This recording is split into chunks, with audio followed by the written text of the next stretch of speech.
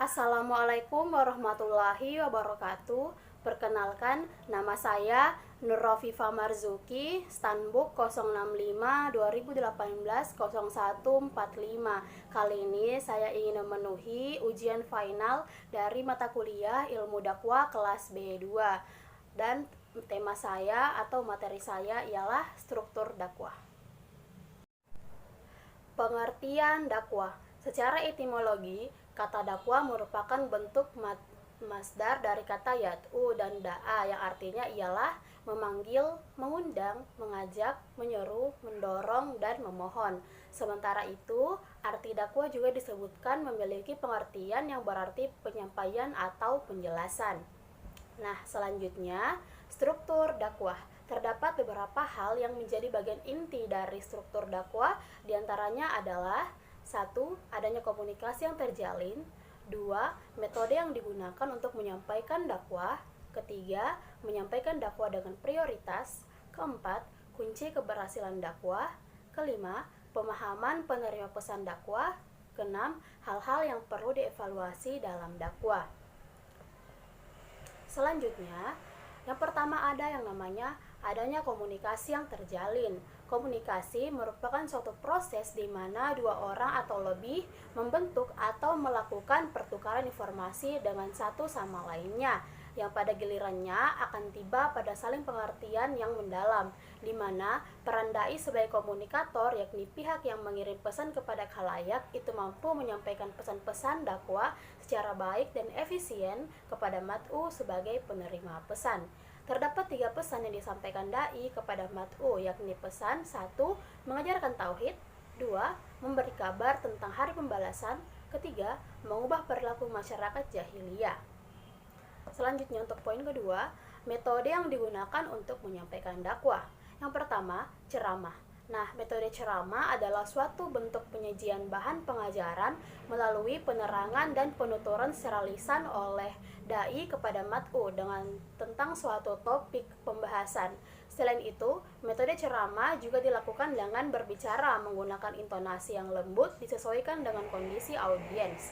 Hal ini juga sejalan dengan pola dakwah Nabi Muhammad SAW pada masa itu, melakukan dakwah secara sembunyi-sembunyi selama 3 tahun atas perintah Allah Subhanahu wa Ta'ala. Pada saat waktu yang tepat dan pengikut Rasulullah sudah banyak, maka barulah Rasulullah mendakwah secara terang-terangan. Pemberdayaan masyarakat.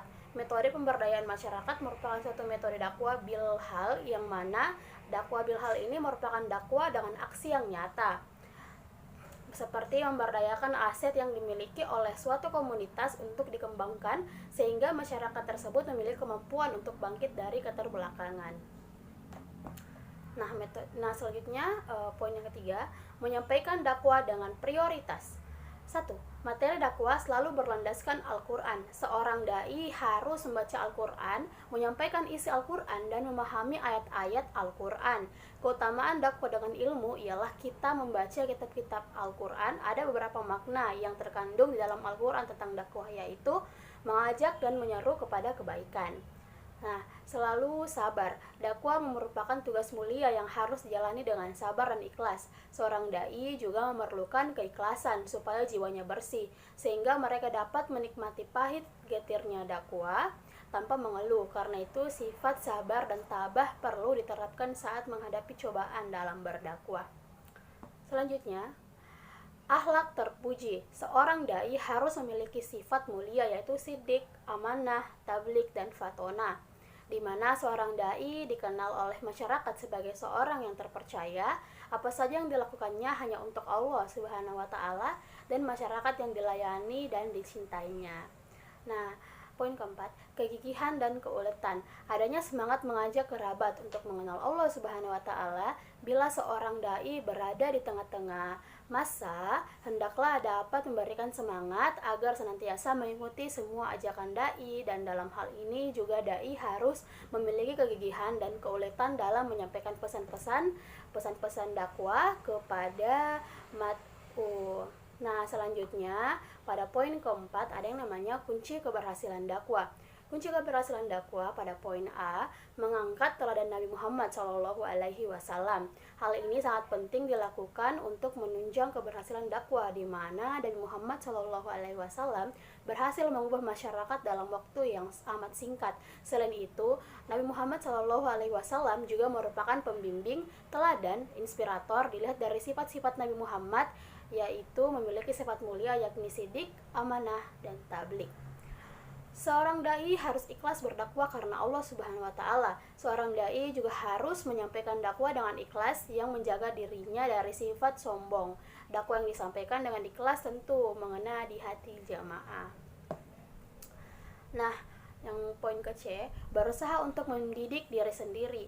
Dai harus senantiasa berusaha untuk mendidik diri sendiri dengan pengembangan komunikasi yang lebih luas lagi, dari pengucapan diksi kata yang pas serta pola-pola komunikasi yang mudah dipahami jamaah. Ada yang selanjutnya poin D, menyampaikan bekal dakwah. Sesungguhnya seorang dai pandai mengetahui orang-orang yang akan diajak berbicara jauh-jauh hari sebelum ia berbicara. Dengan kata lain, harus mempersiapkan segala sesuatunya sesuai apa yang dibutuhkan oleh sasaran atau objek dakwanya. Nah, poin kelima, pemahaman penerima pesan dakwah. Pemahaman penerima pesan dakwah. Mat'u adalah orang atau kelompok yang lazim disebut dengan jamaah yang sedang menuntut ajaran agama dari seorang dai. Baik mat'u itu dekat atau jauh. Sebagian besar para ulama dakwah mengkategorikan mat'u sebagai objek dakwah.